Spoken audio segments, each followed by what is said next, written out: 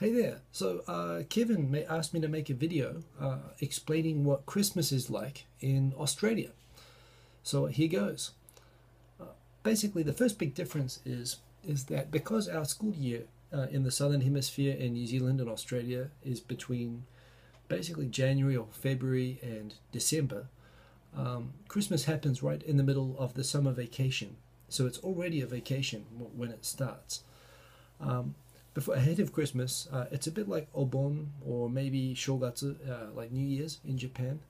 All the families travel to one place, a bit like Thanksgiving in America, so that the whole families get together.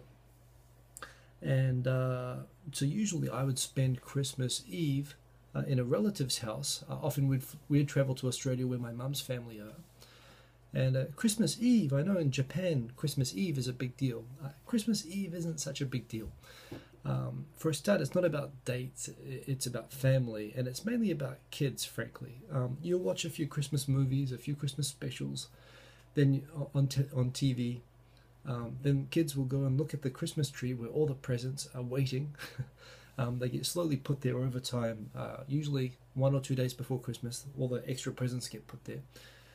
And all the kids are told, go to sleep early, so that they go to sleep and they wake up and it's Christmas morning. So take one last look at the presents and go to sleep.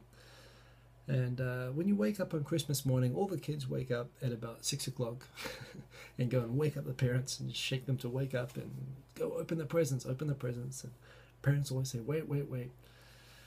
And because the kids are demanding, everybody in the house has to wake up. Everybody wakes up. Somebody is designated to play Santa Claus.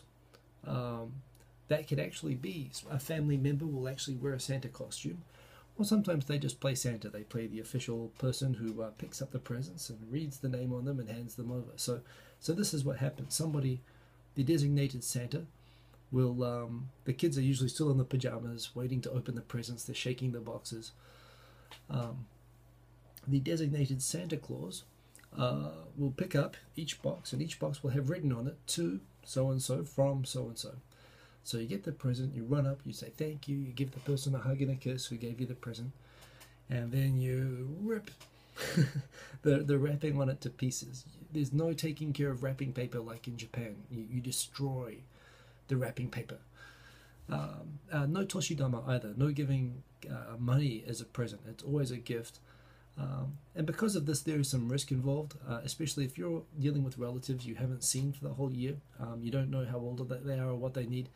I remember as a 6-year-old, there's nothing any kid wants less than socks. And a lot of aunties and distant relatives would buy like socks and underwear and things like that. That's a pretty big disappointment for a kid. But no money. Value of presents probably back when I was a kid is less than it is now. No digital stuff, mostly toys, mostly games, little action figures and stuff like that. Transformers were pretty big when I was a kid, and once those are all handed out and everybody's got their presents and the kids are running around with their new toys and they're turning on the morning cartoons and everyone gets up for brunch, the adults go and they start making Christmas dinner, which is eaten as lunch. Usually you have it in the middle of the day. There's 2 ways of really doing it in Australia. You have to remember it's the middle of summer in Australia, which means it's often in the mid to high 30s, sometimes even the 40s. One thing about Australia as well that I love as a New Zealander is that almost every house in Australia has a swimming pool. And a barbecue. In New Zealand it doesn't get that hot, so it's a bit different. But so we would often either eat inside, a huge table lined up for the whole family, or you'd eat outside. And it was probably more common, thinking back now, that we would eat outside on the deck, near the swimming pool. And by the way, the swimming pool sounds like luxury, but it's normal just because of the climate. It's essential in Australia. Actually, every house has one. Usually we'd have the Christmas dinner inside though. Even when I was a small kid, 6 or 7 years old, we were allowed to drink wine. It was like one of the few times we were allowed to drink alcohol. They let us have a little bit of the glass, which was always nice. The dinner would almost always be roast lamb or roast turkey. A bit like Thanksgiving, but it didn't have to be turkey. Sometimes it would be lots of things. Sometimes you'd get a big ham and a roast chicken, and there'd be a roast lamb. roast potatoes, vegetables. That was a typical dinner. And then afterwards would come out pavlova cake, which is like a meringue cake that has basically, it's got lots of soft, really sweet, what would you call it, like a kind of soft meringue on the inside with cream and fruit on top. And half of my family, I'm New Zealander and my father is a New Zealander. Half my family are from New Zealand and half are from Australia. In both countries, the pavlova cake is the national cake. It's the most delicious cake in the world. The problem is that both countries have a big historical argument over which country invented it. So usually, as soon as the pavlova comes out, my Australian relatives start fighting with my New Zealand relatives, giving the old uncles giving their different versions of the history, proving that they invented it. So there'll be a bit of fighting about the pavlova while all the kids are eating the pavlova. And then when that finishes, everyone goes off to go and sit down a little bit. Again, being middle of summer, as I recall, the main cricket test is actually on the 26th.